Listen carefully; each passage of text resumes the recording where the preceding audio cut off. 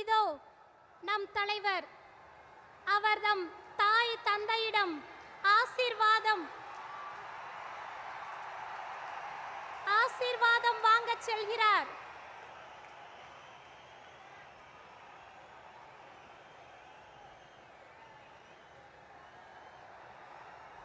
இதைவிட பெருமையான ஒரு நிகழ்வு ஒரு தாய் தந்தையருக்கு கிடைக்கவா போகிறது?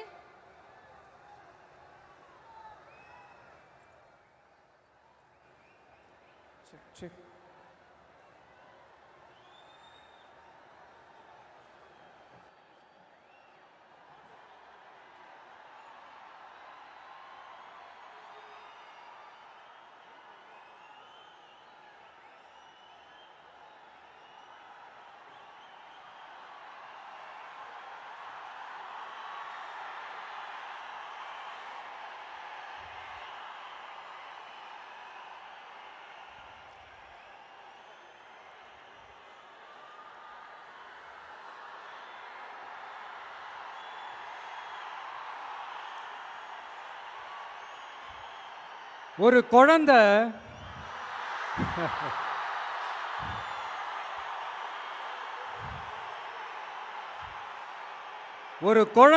முதல் அம்மான்னு சொல்றப்போ அந்த அம்மாவுக்கு ஒரு சிலிர்ப்பு ஒன்று வரும் பாருங்க.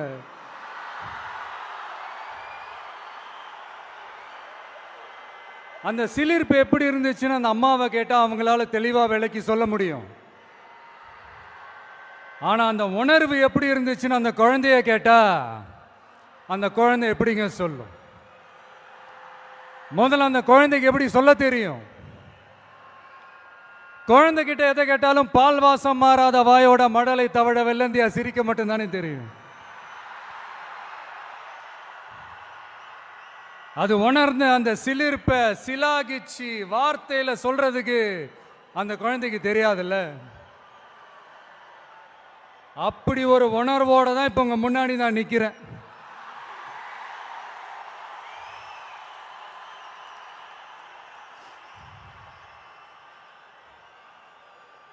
ஆனா அதே நேரத்தில் அம்மா கிட்ட கூட தன்னோட உணர்வை சொல்ல தெரியாம சிரிக்கிற அந்த குழந்தைக்கு முன்னால ஒரு பாம்பு வந்து படம் எடுக்குதுன்னு வைங்களேன், என்ன நடக்கும்?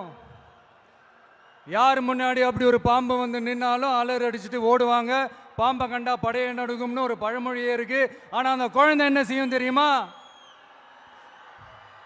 தன்னோட அம்மாவை பார்த்து சிரிச்சு அதே சிரிப்போட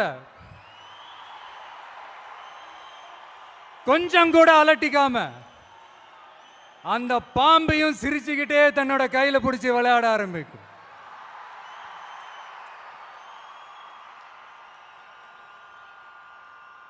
அப்ப அந்த குழந்தைக்கு பாம்பை கண்டா பயம் இல்லையான்னு ஒரு கேள்வியும் வரும். பாச உணர்வே என்னன்னு சொல்ல தெரியாது அந்த குழந்தைக்கு பயம்னா மட்டும் எப்படிங்க சொல்ல தெரியும்?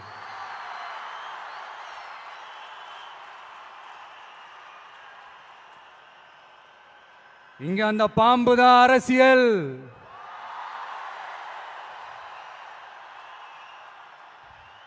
அத கையில பிடிச்சி விளையாட ஆரம்பிக்கிறது தான் உங்க உங்க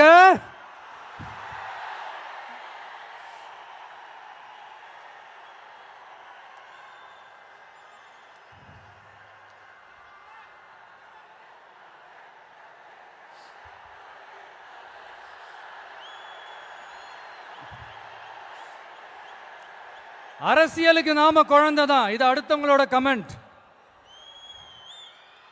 ஆனா பாம்பா இருந்தாலும் பயம் இல்லைங்கிறது தான் இங்க நம்மளோட கான்பிடன்ஸ்.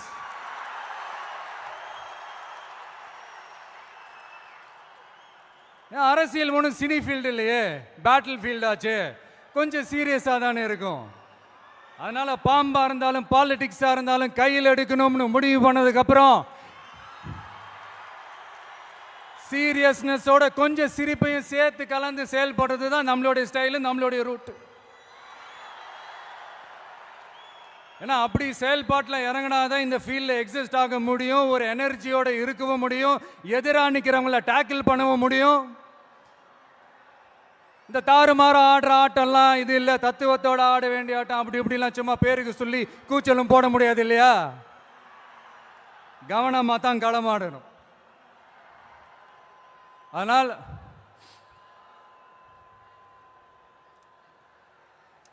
இந்த உணர்ச்சி மயமான தருணத்தில் இந்த மேடை பேச்சோட இந்த ஃபார்மேட்டையும் நான் மறந்துட்டேன். Sorry, very sorry.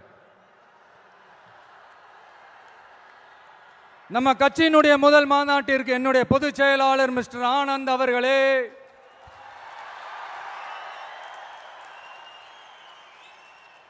பொருளாளர் திரு வெங்கட்ராமன் அவர்களே, இணை கொள்கை பரப்பு செயலாளர் திருமதி தாகிரா அவர்களே, தலைமை நிலைய செயலாளர் திரு ராஜசேகர் அவர்களே. ஆமா, எதுக்குங்க இந்த அவர்களே அவர்களே இவர்களே எல்லாம்?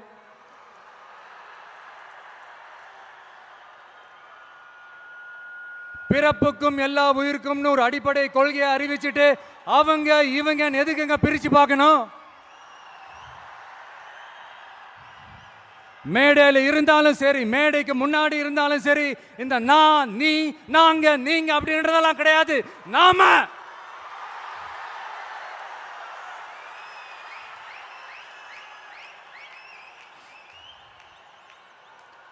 இங்க யாரு மேல யாரு கீழே அப்படின்ற பாகுபாடெல்லாம் எப்போ நம்ம பார்க்க போறதே இல்லை. நம்மளை பொறுத்த வரைக்கும் நம்ம எல்லாருமே ஒண்ணுதான், நாம எல்லாருமே சமம் தான். அதனால என் நெஞ்சில் குடி இருக்கும்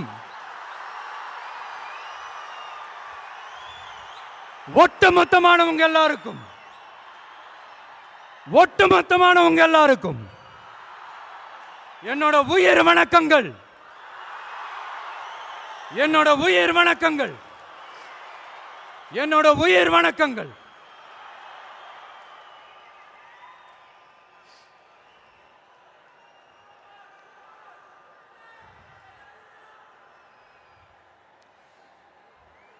இது வரைக்கும் ஆடியோ லான்ச் மேடையில் மீட் பண்ணோம். இப்போ ஒரு அதிரடி சேஞ்ச். இப்போ நம்ம மீட் பண்றது அரசியல் மேடையில், ஒரு பொலிட்டிக்கல் ஸ்டேஜில். இந்த அரசியல்னாலே இந்த கோபமாக கொந்தளிச்சாதான் ஏதோ புரட்சி பண்ண வந்தவங்கன்னு முன்னாடிலாம் ஒரு கான்செப்ட்லாம் இருந்துச்சு. அதெல்லாம் நமக்கு எதுக்குங்க? அதெல்லாம் நமக்கு செட்டும் ஆகாதுங்க. அதனால இந்த ஆ ஊ அப்படி இப்படி ஆச்சா போச்சான்லாம் இந்த கத்துறதெல்லாம் விட்டுட்டு, இந்த கோபமாக கொந்தளிக்கிறதெல்லாம் விட்டுட்டு, ஸ்பீக்கிங் டு த பாயிண்ட், டக்குன்னு பேச வந்த விஷயத்துக்கு வந்துடணும். சயின்ஸ் அண்ட் டெக்னாலஜி மட்டும்தான் மாறணுமா? டெவலப் ஆகணுமா? ஏன் பாலிடிக்ஸ் மட்டும் மாறக்கூடாதா? டெவலப் ஆகக்கூடாதா?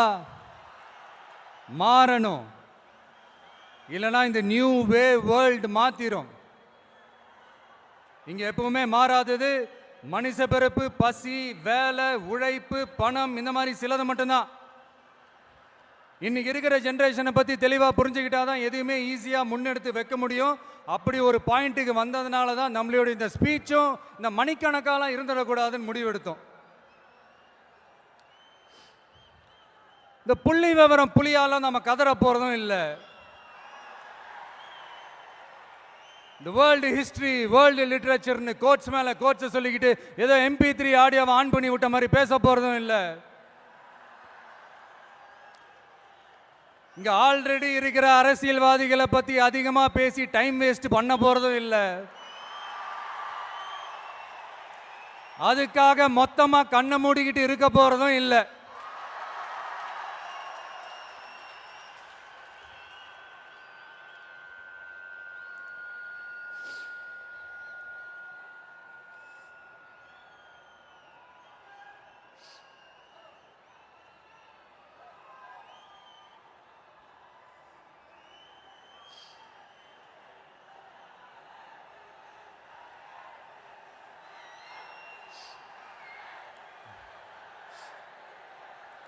இப்போ என்ன தேவை, அது எப்படி தீர்த்து வைக்கிறது, இப்போ என்ன ப்ராப்ளம், அதுக்கு என்ன சொல்யூஷன், இப்படி யோசிச்சாலே போதுங்க.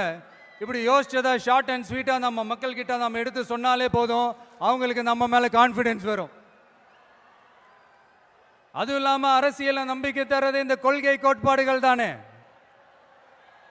அது யாருக்கிட்ட இருந்து எடுக்க போகிறோம், எப்படி அடாப்ட் பண்ண போகிறோம், எந்த ரூட்டில் அப்ளை பண்ண போகிறோங்கிறத மக்கள்கிட்ட நம்ம தெளிவாக சொல்ல வேண்டியது நம்மளோட கடமை இல்லையா? அப்படி நம்மளுடைய கொள்கை தலைவர்கள், நம்ம ஃபாலோ பண்ண போகிற தலைவர்கள், நம்மளுடைய வழிகாட்டிகள் யார் யாருன்னு இப்போ நம்ம சொல்ல போகிறோம். அவங்க வேற யாரும் இல்லை, இந்த மண்ணில் வாழ்ந்தவங்க தான், இந்த மண்ணுக்காக வாழ்ந்தவங்க தான், இந்த மண்ணுக்கு அங்கீகாரம் வாங்கி தந்தவங்க தான். அதனாலேயே இந்த மண்ணோட அடையாளமாகவும் மாறி போனவங்க தான். எஸ், பகுத்தறிவு புரட்சியாளர் தந்தை பெரியார்.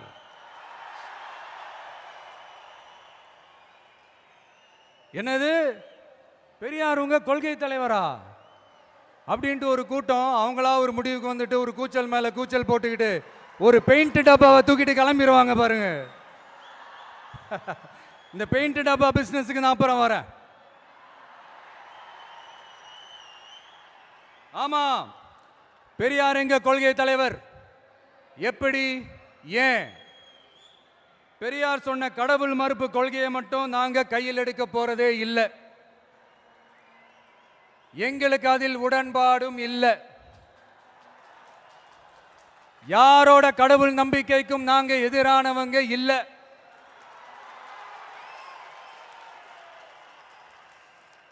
அரசியல் அண்ணன் தம்பி உறவை அறிமுகப்படுத்தின அறிஞர் அண்ணா சொன்ன மாதிரி ஒன்றே குலம் ஒருவனே தேவன்றது தான் எங்க நிலைப்பாடும்.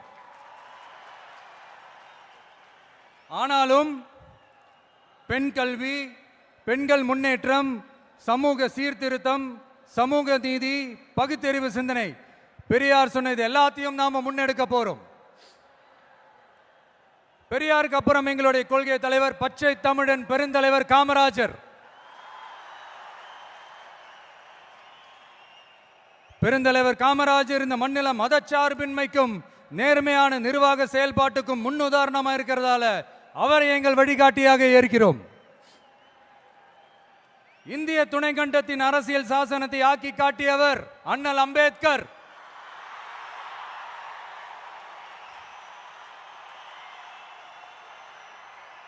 இந்தியாவில் இந்த பேரை கேட்டாலே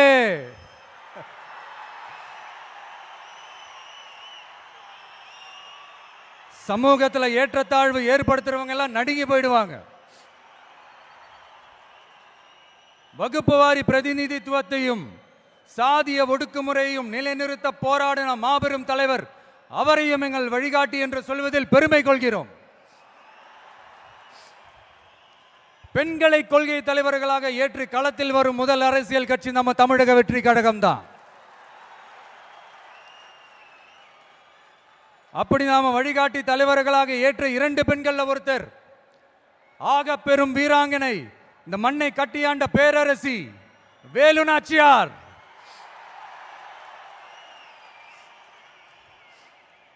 சொந்த வாழ்க்கையோட சோகத்தை கூட மறந்துட்டு இந்த மண்ணுக்காக வாளேந்தியும் வேலேந்தியும் போர்க்களம் புகுந்த ஆணை காட்டிலும் வீரமான வேகமான வீர புரட்சியாளர் தான் நம்ம வேலு நாச்சியார்.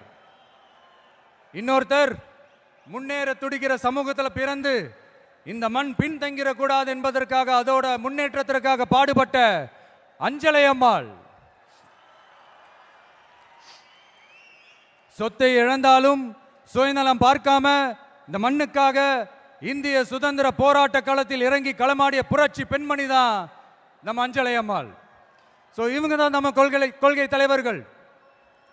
இவங்களை நாம உறுதியாக பின்பற்றுவதே நமது மதச்சார்பின்மைக்கும் சமுதாய நல்லிணத்திற்குமான மிகப்பெரிய சான்றாக இருக்கும். ஸோ மை டியர் ஃப்ரெண்ட்ஸ், உங்ககிட்ட ஒரு தனிப்பட்ட வேண்டுகோள். மற்றவங்க பின்னாடி மற்றவங்க கூட நிற்கிறவங்கள பார்த்து சொல்ற மாதிரி நம்மளை பார்த்து யாரு விசில் அடிச்சாங்க குஞ்சுன்னு சொல்லிடக்கூடாது. நம்மளுடைய கொள்கை கோட்பாடுகளையும் வழிகாட்டி தலைவர்களையும் மனசுல நிறுத்தி நாம செயல்படுறத பார்த்து இவங்க வேகமானவங்க ஆனா விவேகமானவங்கன்னு சொல்லணும். எல்லாரும் அப்படி சொல்ல வைக்கிற மாதிரி நாம செயல்படணும். எஸ், சொல்லல முக்கியம், செயல் செயல் செயல் தான் முக்கியம்.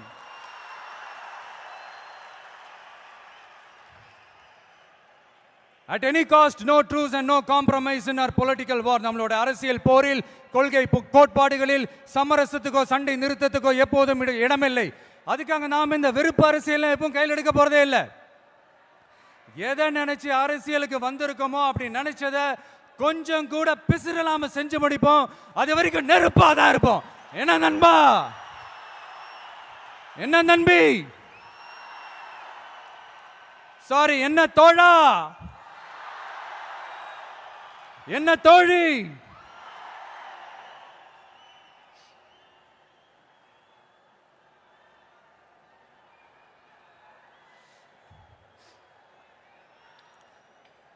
இந்த அரசியல்லாம் நமக்கு எதுக்குங்க? நாம பாட்டுக்கு நடிச்சோமா, 4 காசு பார்த்தோமான்னு இருக்கலான்னு தான் ஆரம்பத்தில் நானும் நினைச்சேன். ஆனா நாம மட்டும் நல்லா இருக்கணும்னு நினைக்கிறது சுயநலம் இல்லையா?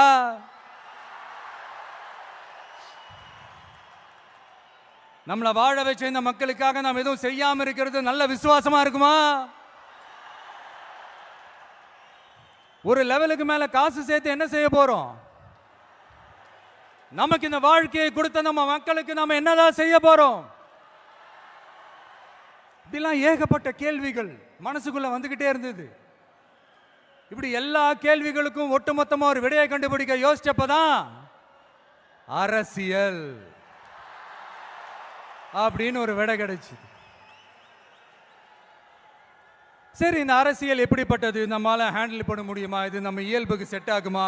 இப்படி இன்னும் எக்ஸ்ட்ரா கேள்விகள் வேற வந்து ஏதோ பூதம் கிளம்பி வந்த மாதிரி வந்துகிட்டே இருந்தது. இப்படி எல்லாத்தையும் பூத கண்ணாடி வச்சு பார்த்துக்கிட்டே இருந்தா எதுவும் உருப்படியா செய்ய முடியாது. சில விஷயங்கள்ல பின் விளைவுகளை பத்தி யோசிக்காம இறங்கி அடிச்சாதான் நம்மள நம்புறவங்களுக்கு நல்லது செய்ய முடியும்னு இங்க தோணுச்சு. அதான் இறங்கியாச்சு. இனி எதை பத்தி யோசிக்க கூடாது. ஆனா எடுத்து வைக்கிற ஒவ்வொரு அடியிலையும் யோசனையும் நிதானமும் இருக்கணும்னு தான் முடிவு பண்ணி தான் வந்திருக்கிறோம். நாம யாரு, நாம எவ்வளவு ஸ்ட்ராங் அப்படிங்கறதெல்லாம் சும்மா வாயில சொல்லக்கூடாது, செயல்ல காட்டணும். அதை நிரூபிக்க அரசியல்ல நம்ம என்ன ஸ்டாண்ட் எடுக்க போறோங்கிறது தான் ரொம்ப இம்பார்ட்டன்ட். ஏன்னா அதுதான் நம்மளுடைய எதிரிகள் யாருன்னு சொல்லும். அப்படி ஒரு கரெக்டான ஒரு ஸ்டாண்ட் எடுத்துட்டாலே நம்மளுடைய எதிரிகள் யாருன்னு நாம சொல்ல தேவையில்லை, அவங்களே நம்ம முன்னாடி வந்து நின்று நம்மளை எதிர்க்க ஆரம்பிப்பாங்க.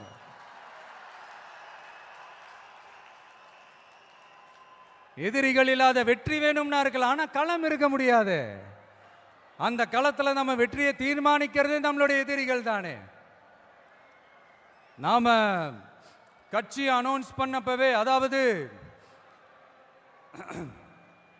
பிறப்புக்கும் எல்லா உயிர்க்கும்னு திருக்குறளோட உயிர் நாதத்தை நம்மளுடைய அடிப்படை கோட்பாடா கொள்கையை அறிவிச்சப்பவே நம்மளுடைய உண்மையான எதிரி யாருன்னு டிக்ளேர் பண்ணிட்டோம்.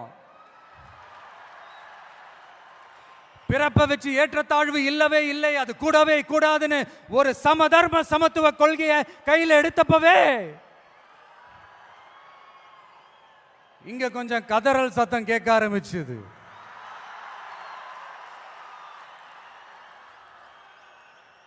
இந்த மாநாட்டில் இப்போ ஓப்பனா அறிவிச்சதுக்கு அப்புறம் அந்த கதறல் இன்னும் சத்தமா கேட்கும் நினைக்கிறேன். பார்ப்போம். நம்மளோட இந்த இயல்பான அடிப்படையான கோட்பாட்டுக்கு எதிராக இருக்கிற மாதிரி மக்களை மதம், சாதி, இனம், மொழி, பாலினம், ஏழை பணக்காரன்னு சூழ்ச்சி செய்து பிரித்து ஆளும் பிளவுவாத அரசியல் சித்தாந்தம் மட்டும்தான் நமக்கு எதிரியா? அப்படின்னா நமக்கு ஒரே ஒரு எதிரி தானா?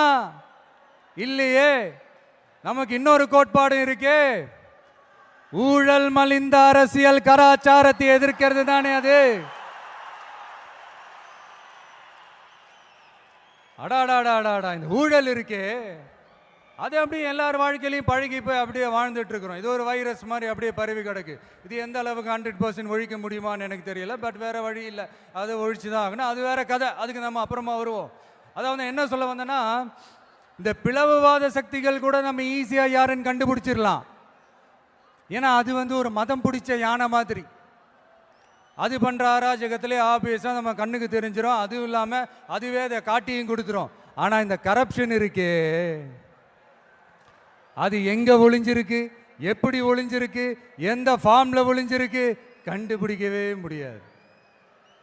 கருத்தியல் பேசி கொள்கை நாடகம் போடும், கலாச்சார பாதுகாப்பு வேஷமும் போடும். அதுக்கு முகமே இருக்காது, முகமுடி தான் இருக்கும். முகமுடி தான் முகமே.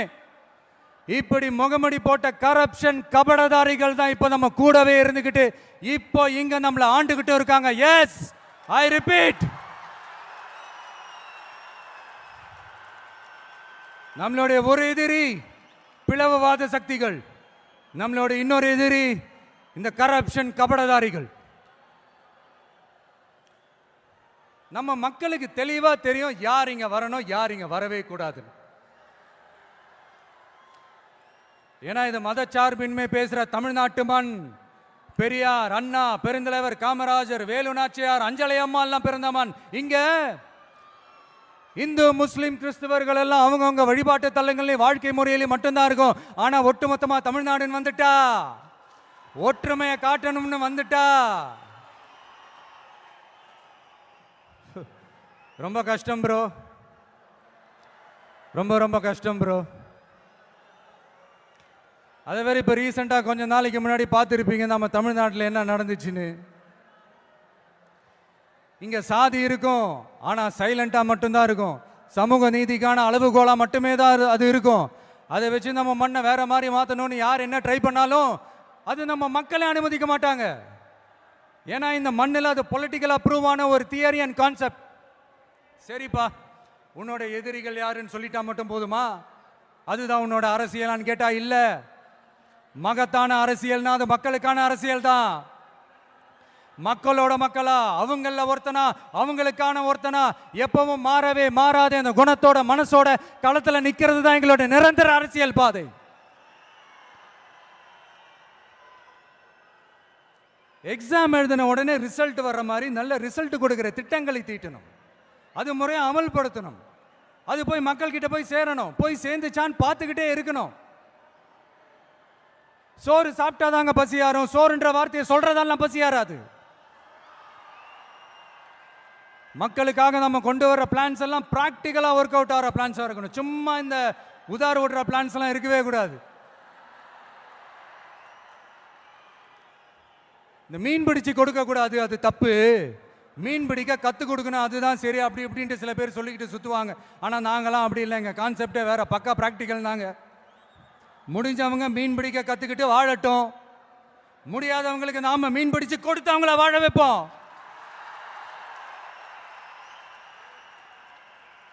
எங்களை பொறுத்த வரைக்கும் மக்களுக்கு நல்லதுன்னா எதுவுமே தப்பு இல்லை. Ends justify the means.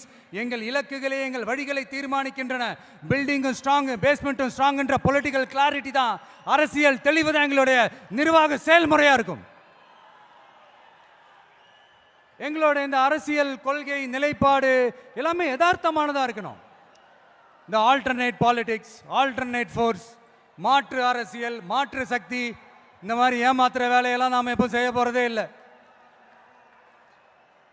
இங்க ஏற்கனவே இருக்கிற அரசியல் கட்சிகள்ல 10ஓட 11 இன்னும் ஒரு மாற்று சக்தின்னு சொல்லிக்கிட்டு இந்த எக்ஸ்ட்ரா லக்கேஜாலாம் நான் இங்க வரல ப்ரோ.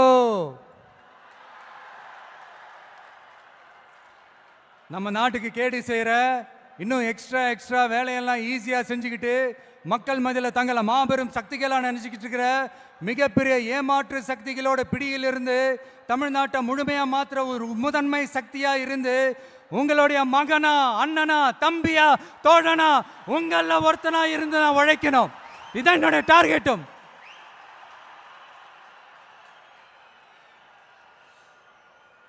எதையும் தெளிவா யோசிச்சு, திஸ் பொலிட்டிக்கல் டீசன்சி, பொலிட்டிக்கல் டெக்காரம், இதெல்லாம் மெயின்டைன் பண்ணி தான் ஒவ்வொரு அடியும் எடுத்து வைப்பேன். ஒரு முடிவோட தான் வந்திருக்கேன். இனிமே நோ லுக்கிங் பேக்.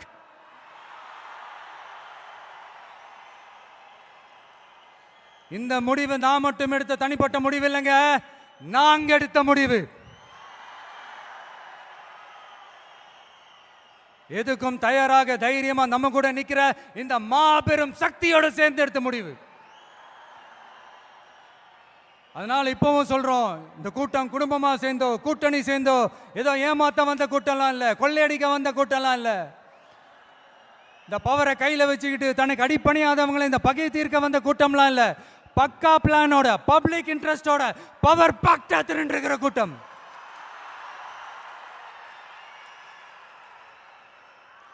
இது ஏதோ சோசியல் மீடியாவில் கம்பு சுத்தம் வந்த கூட்டம்லாம் நினைச்சிடாதீங்க. சொசைட்டிக்காக வாழேந்தி நிற்க போற கூட்டம், நம்ம மண்ணை வாழ வைக்கிறதுக்காக அரசியல் வாழேந்தி நிற்க போற கூட்டம். Yes, this is a mass gathering, not for cash but for a good cause.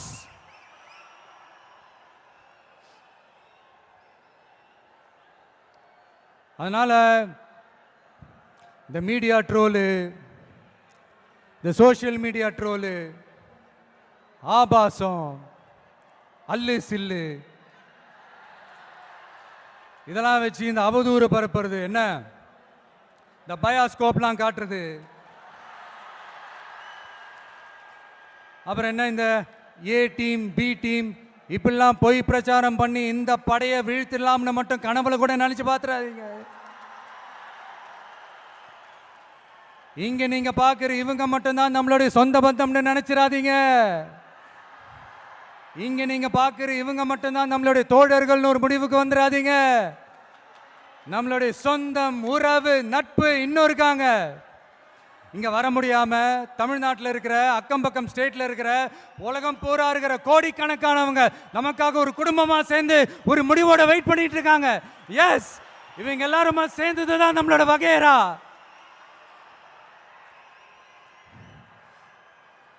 இங்க யாராச்சும் வந்துட மாட்டாங்களா, ஏதாச்சும் நல்லது செஞ்சிட மாட்டாங்களா அப்படின்னு ஒவ்வொரு நாளும் நம்மளுடைய தமிழ்நாட்டை பத்தி அதோட வளர்ச்சியை பத்தி ஒரு ஏக்கத்தோட இருக்கிற நம்மள நம்ம மக்களை இந்த ஏமாத்துற இந்த கரப்ஷன் கபடதாரிகளை ஜனநாயக போர்க்களத்தில் நாம சந்திக்கிற நாள் வெகு தூரத்தில் இல்லைங்க.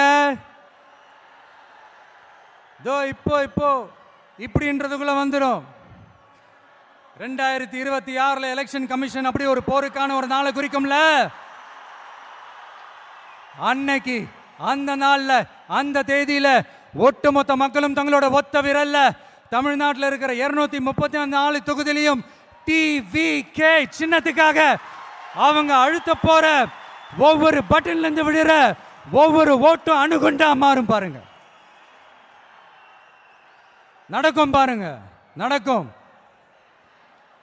இங்க ஒரு கூட்டம்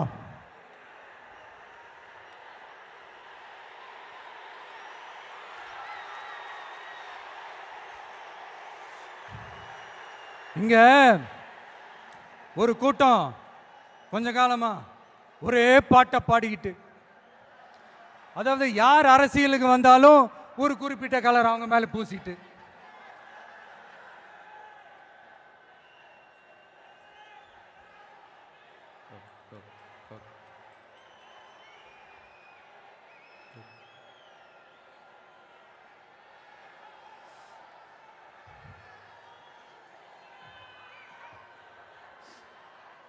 இங்க ஒரு கூட்டம் கொஞ்ச காலமா ஒரே பாட்டை பாடிக்கிட்டு, அதாவது யார் அரசியலுக்கு வந்தாலும் ஒரு குறிப்பிட்ட கலர் அவங்க மேல பூசிட்டு, இந்த பூச்சாண்டி காட்டிக்கிட்டு, இந்த மக்களை ஏமாத்திக்கிட்டு, ஆனா இவங்க மட்டும் இந்த அண்டர் கிரவுண்ட் டீலிங்லாம் போட்டுக்கிட்டு,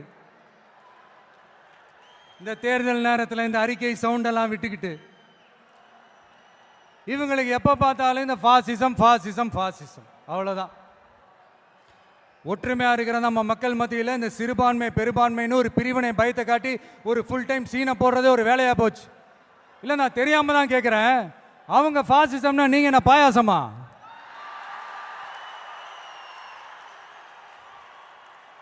நீங்களும் அவங்களுக்கு கொஞ்சம் கூட சளைக்காதவங்க தானே.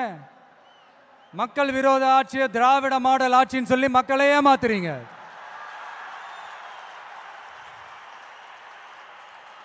அதனால இனிமே அவங்களை எதிர்க்கிறவங்களுக்கு இந்த கலரை பூசுறது அந்த கலரை பூசுறதுன்னு என்னதான் நீங்க அந்த மோடி மஸ்தான் வேலையை செஞ்சாலும் ஒன்றும் நடக்க போறது.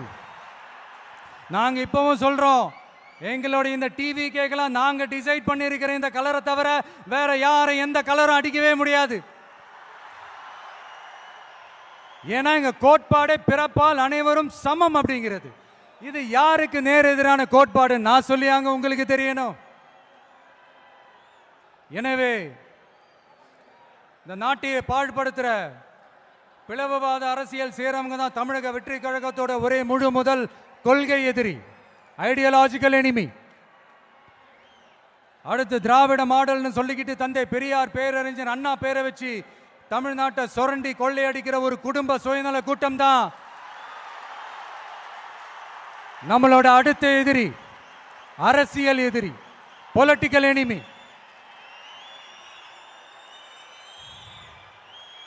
கொள்கை கோட்பாட்டு அளவில் திராவிடத்தையோ தமிழ் தேசியத்தையோ நாம பிரிச்சு பார்க்க போறதே இல்லை.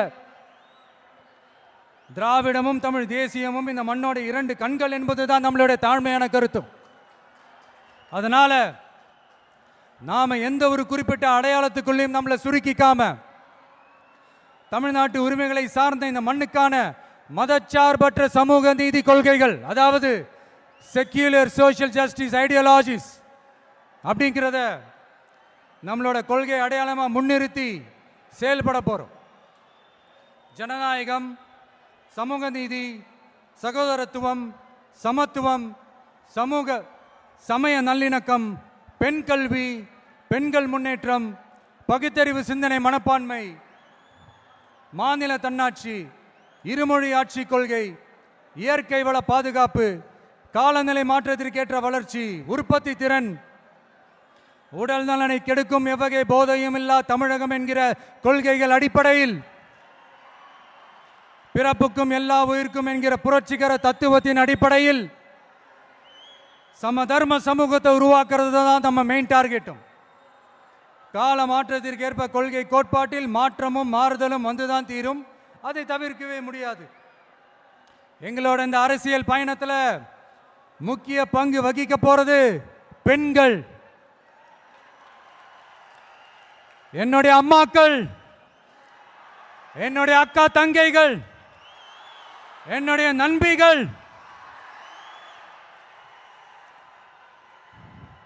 என் கூட பிறந்த என் தங்கச்சி வித்யா இறந்தப்போ எனக்குள்ள ஒரு பெரிய பாதிப்பை ஏற்படுத்துச்சு. அதுல கொஞ்சம் கூட குறையாத பாதிப்பையும் வேதனையும் ஏற்படுத்தினது தான் தங்கச்சி அனிதாவோட மரணம்.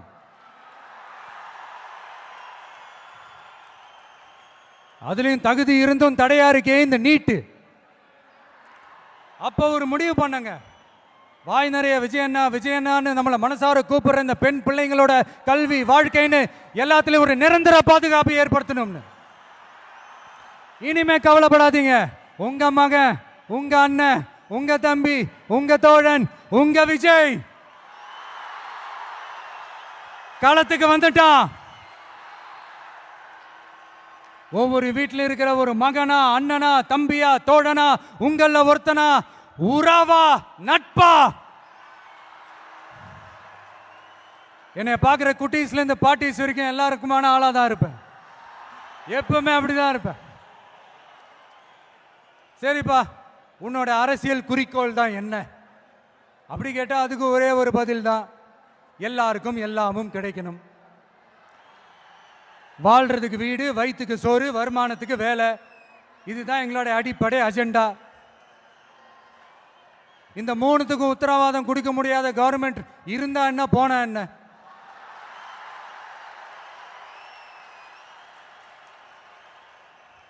அப்புறம் இங்க சில பேரு, தம்பி உனக்கெல்லாம் என்ன தெரியும், நீ எல்லாம் எப்படி தாக்கு பிடிப்ப, இந்த அரசியல் பெரிய அகழியாச்சு, அதுல தண்ணிக்குள்ள மூழ்கிட்டோம், தலையை தூக்கிக்கிட்டோம், வாயை பொழந்துக்கிட்டோம், இந்த ராட்சச முதலைகள்லாம் ரகம் ரகமா இருக்குமே, இவங்களெல்லாம் தாண்டி நீ எப்படி கோட்டைக்குள்ள போவ, உன்னால முடியுமான்னு கேள்வி மேல கேள்வி, கேள்வி மேல கேள்வி. இந்த கேள்விகளுக்கெல்லாம் நம்ம ஸ்டைல்ல ஒரு குட்டி கதை ஒன்று சொல்லாமா?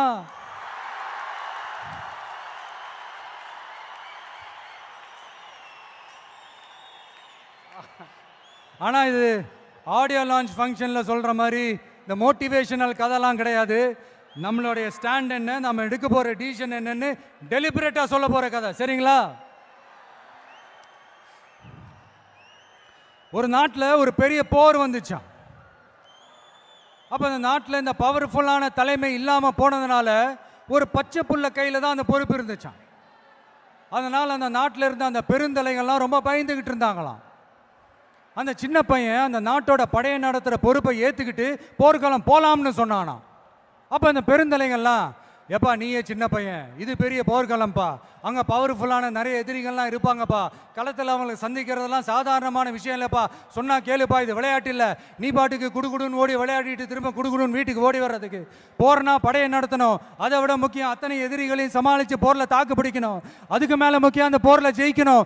உனக்கு யாரோ கூட்டோ துணையோ இல்லாமல் நீ எப்படிப்பா அந்த போரை நடத்துவ, எப்படி ஜெயிப்ப அப்படின்னு எல்லா பெருந்தலைகளையும் கேட்டப்போ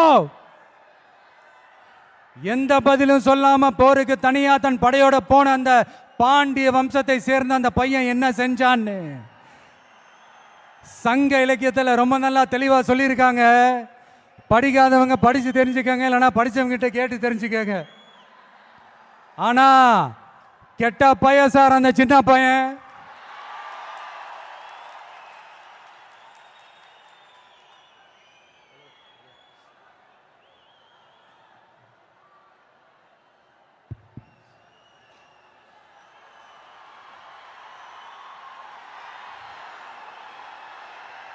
இதுவரைக்கும்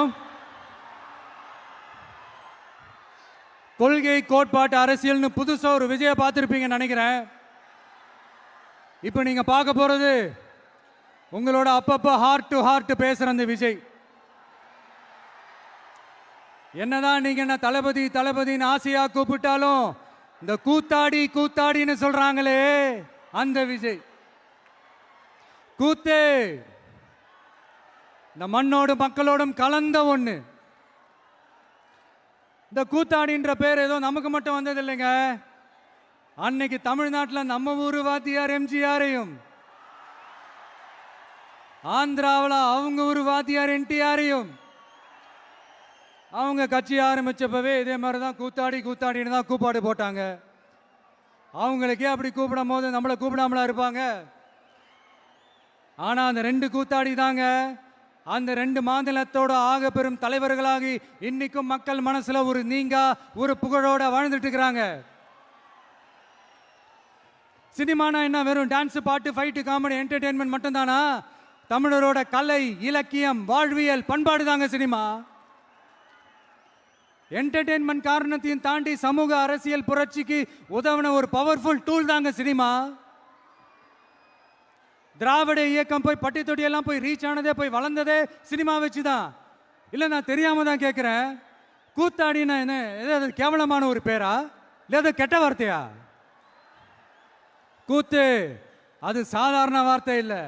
ஏன்னா கூத்து சத்தியத்தை பேசும், சாத்தியத்தை பேசும், கொள்கையை பேசும், கோட்பாட்டை பேசும், கோபத்தை பேசும், சோகத்தை பேசும், அரசியலை பேசும், அறிவியலை பேசும், நல்லதை பேசும், உள்ளதை பேசும், உண்மையை பேசும், உணர்வோட பேசும். இதெல்லாத்தையும் கொஞ்சம் கூட சோர்வு இல்லாம கொண்டாட்டமா பேசும்.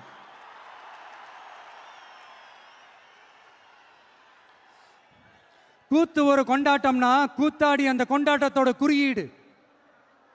கூத்தாடி உள்ள இருக்கிற அந்த கோபத்தையும் சோகத்தையும் யாராலையும் தெரிஞ்சுக்க முடியாது, புரிஞ்சுக்க முடியாது. அவனுக்குள்ள இருக்கிற அந்த கோபம் கொப்பளிச்சதுன்னா யாராலையும் அவனை கண்ட்ரோல் பண்ணவும் முடியாது. அவன் நினைச்சதை செஞ்சு முடிக்கிற வரைக்கும் நெருப்பு மாதிரிதான் இருப்பான். அதனாலதான் குறியீடா மாறின கூத்தாடியை பார்த்தா மக்கள் கூட்டம் கைத்தட்டும், கண்கலங்கும். காரணம் வேற ஒன்றும் இல்லை, அவன் நம்மள மாதிரியே இருக்கிறானே, நமக்கான ஆளா இருக்கிறானே, நாம நினைச்சதை பேசுறானே, நமக்காக பேசுறானே அப்படின்ற அந்த கனெக்ட் தான் கூத்தாடிய மக்கள் கொண்டாட காரணம்.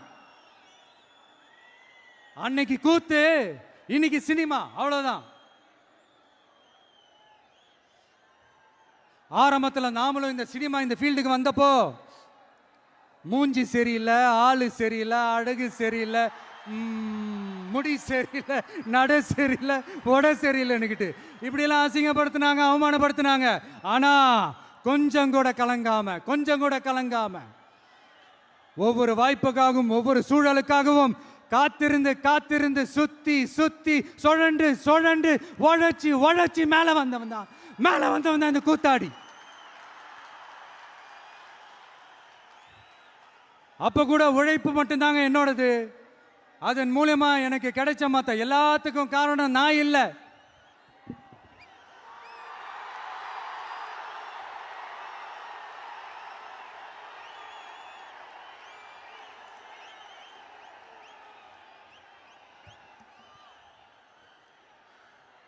ஒவ்வொரு கட்டத்திலையும் ஒவ்வொரு மனுஷனுக்கு ஒரு டிரான்ஸ்ஃபர்மேஷன் ஒன்று வரும் பாருங்க.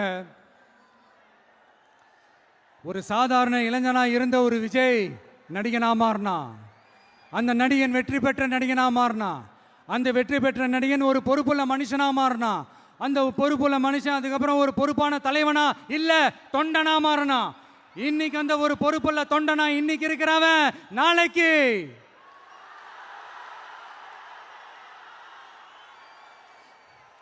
அத நான் சொல்ல தேவையில்லைன்னு நினைக்கிறேன்.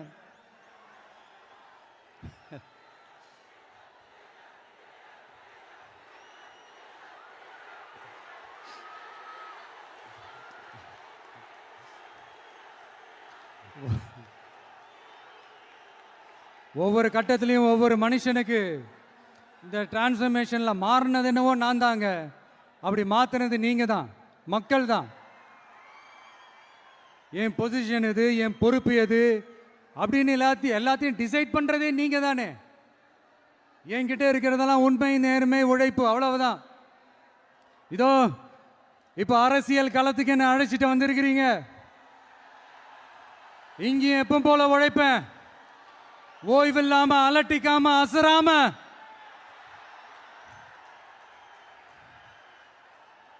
அதுக்கான ரிசல்ட் எல்லாமே உங்க ஒவ்வொருத்தரோட கை விரல்லையும் இருக்கும் போது எனக்கு என்னங்க கவலை.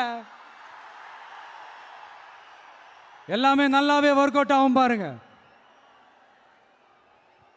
தேர்தல் அரசியல் ஜெயிச்சவங்க தோத்தவங்க அத்தனை பேர் பாடத்தையும் படிச்சுட்டு பல பேரோட உந்துதலை ஊக்கமாய் எடுத்துக்கிட்டு என்னோட கெரியரின் உச்சத்தை எப்படி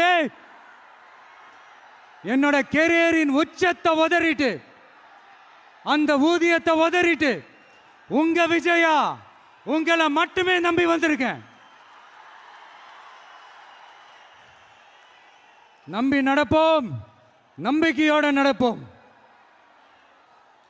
தமிழக வெற்றி கழகம் தமிழ்நாட்டு அரசியலின் புதிய திசையாகும், புதிய விசையாகும் மாறி அத்தனை அரசியல் அழுக்குகளையும் அடித்து துவைத்து நீக்கும். அதை தீர்மானிக்கட்டும் எங்கள் போக்கும் உங்கள் வாக்கும்.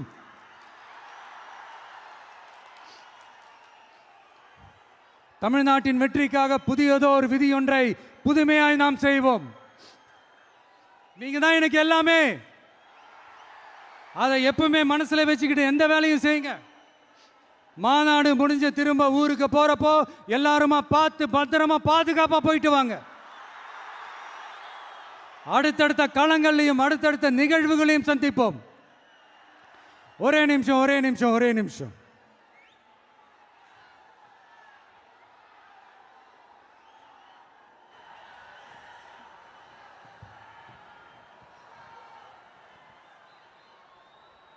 நம்மளோட இந்த செயல் திட்டங்களை பற்றி உங்களுக்கு தெளிவாக புரிஞ்சிருக்கும். இருந்தாலும் அதில் இருக்கிற நம்ம மக்களுக்கு தேவையான முக்கியமான சில ஹைலைட்ஸை மட்டும் இங்கே சொல்லணும்னு ஆசைப்படுறோம்.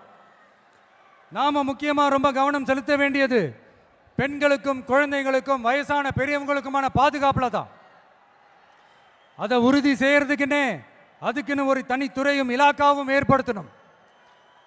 இன்னொரு முக்கியமான பாயிண்ட், ஏற்றத்தாழ்வு இல்லாத கல்வி, மருத்துவ வசதி, நல்ல குடிநீர் எல்லாத்தையும் எல்லாருக்கும் சமமாக கிடைக்க செய்யணும். அதுக்குன்னு தனி கவனம் செலுத்தி அதை அனைத்து மக்களோட அடிப்படை உரிமையாகவும் ஆக்கணும். அப்புறம் இந்த அரசியல் மற்றும் பொருளாதார சமநிலை சமூகம் உருவாக்கணும்னா ப்ரப்போர்ஷனல் ரெப்ரசன்டேஷன் முறையை அமல்படுத்தணும். அதுக்கு பல மாநிலங்களில் பல வருஷ கோரிக்கையாக இருக்கிற காஸ்ட் சென்சஸ் நடத்தணும். அப்போதான் எல்லாருக்கும் எல்லாம் சரியா சமமா கிடைக்கும். அதுதான் சரியான சமூக நீதிக்கான அணுகுமுறையாகவும் இருக்கும். அப்புறம் இன்னொரு முக்கியமான பாயிண்ட், இது ஒரு அரசியல் அணுகுண்டு. Yes, it's a political bomb.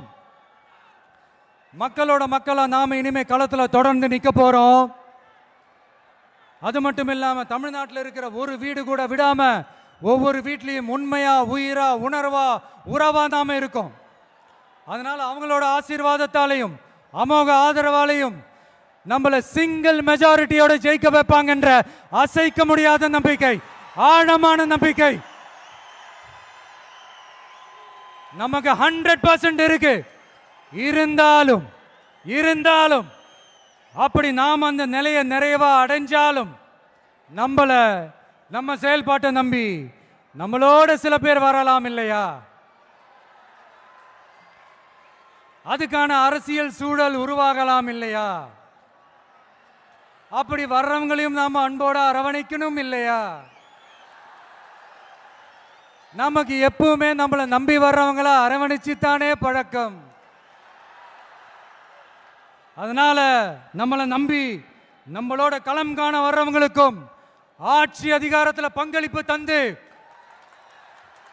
அதிகார பகிர்வு செய்யப்படும். 2026ஆம் ஆண்டு ஒரு புதிய அரசியல் களத்தின் புத்தாண்டு. A new year of a new political field. கான்ஃபிடென்ட்டா இருங்க, நல்லதே நடக்கும், வெற்றி நிச்சயம். மீண்டும் சந்திக்கும் வரை நன்றி, வணக்கம். சாரி ஒரே ஒரு விஷயம் சொல்ல மறந்துட்டேன்.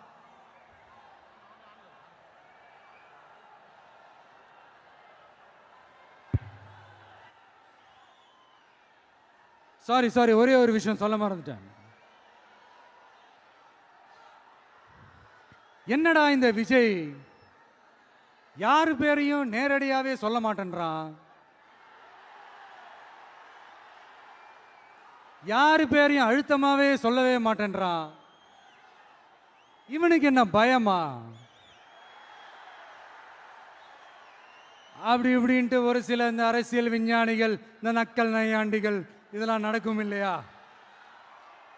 அவங்க எல்லாருக்குமே நான் சொல்லிக்கிறது என்னன்னா, இங்க சில பேரோட பேர்லாம் சொல்லாம விட்டதுக்கு காரணம் சொல்ல முடியாம அப்படின்றதெல்லாம் கிடையாது, சொல்ல தில் இல்லாம அப்படின்றதெல்லாம் கிடையாது.